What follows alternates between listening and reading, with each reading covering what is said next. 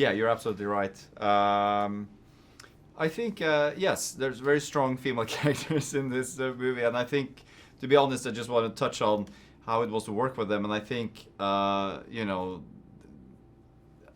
feel so lucky as a filmmaker, as a director, to have, in my opinion, some of the best actors in the world on the set playing these characters. And I think those days on set, with Michelle Pfeiffer, Angelina Jolie, Elle Fanning, battling it out, was the best days. And you're sitting behind the monitor, and you really, there's hundreds of people there, but you kind of feel that you're in the movie theater. So it is really special. Well, I think that's the importance of family. I think what drew me into wanting to tell this story, to be honest, and I think a huge part of the success of the first film was that it had such a strong emotional core, and a great, relationship between, a mother figure and a daughter figure in Maleficent and Aurora, and I totally could relate to that. I'm a parent myself, and I have two daughters, and I think that was very important for me in this next chapter, was to continue their story, the story between Maleficent and Aurora,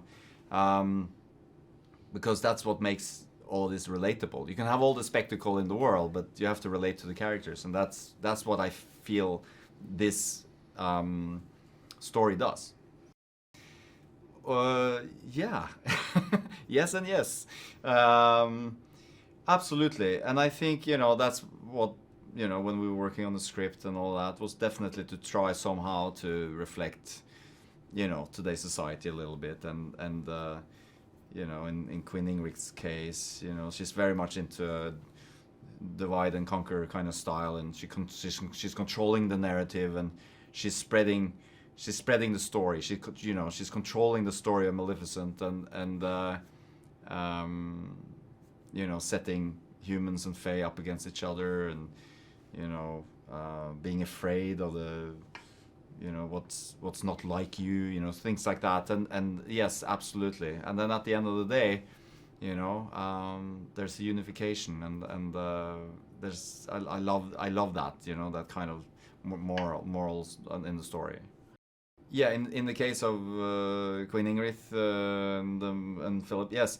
Yeah, no, I think that Queen Ingrid, played by Michelle Pfeiffer, has definitely a hidden agenda. And in one of my favorite scenes of the movie, which is the dinner scene, we see for the first time how the plan is kind of like put into life, and it's all, the cannons are in position, and she's trying to fire up Maleficent, and again controlling the narrative, and creating a divide in the room. And I think Prince Philip's journey into realizing that his mother is not what he thought she was, is a very interesting and probably the biggest arc of any character in the film. Well, these films are always tricky because there's so much visual effects in them, and we shoot against so-called green screens and blue screens, and so there's nothing there basically. And it's kind of like, for me, a love-hate relationship to that in a way, because yes, it's when you're shooting it's like takes a year before you see anything finished, and it's hard for the actors to kind of like, you just have to look at the laser marker or whatever. But then it opens up tremendous possibilities, because you can create the world in there, and we do have the resources to do that on a show like this. So it's been a fun journey designing this universe, for sure.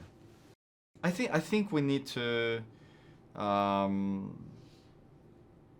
accept who we are, and accept each other, and like, regardless. I do also think there's a strong message in this movie about, that you go further with kindness, and to be kind to one another. And I hope that that's, what you're left with when you see this film, that, the good in our film at least wins.